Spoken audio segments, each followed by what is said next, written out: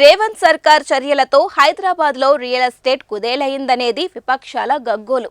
అయితే అలాంటిది ఏమీ లేదనేది ప్రభుత్వం వాదన. ఈ క్రమంలోనే హైడ్రా చీఫ్ కీలక వ్యాఖ్యలు చేశారు.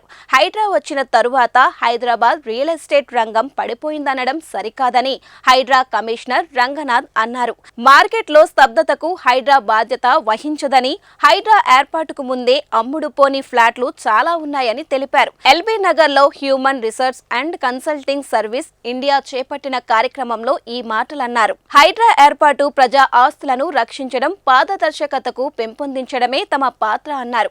15 రోజుల్లో హైడ్రా పోలీస్ స్టేషన్ ఏర్పాటు చేస్తామని, చెరువుల ఆక్రమణలు, ఫుల్ ట్యాంక్ లెవెల్స్ గుర్తించేందుకు శాటిలైట్ రిమోట్ సెన్సింగ్ టెక్నాలజీని వినియోగించుకున్నట్లు తెలిపారు. ఇందుకోసం నేషనల్ రిమోట్ సెన్సింగ్ సెంటర్ తో ఒప్పందం చేసుకోవాలని హైడ్రా యోచిస్తోందన్నారు. అసలు FTL అంటే తనకు తెలియదని, హైడ్రా ఏర్పాటుతోనే తెలుసుకున్నట్లు ఆయన చెప్పారు. కొంతమంది రియల్ ఎస్టేట్ స్వార్థపరుల వల్ల ప్రజలు మోసపోతున్నారని, ప్రజలకు మంచి చేసే వారికి హైడ్రా అండగా ఉంటుందని చెప్పారు.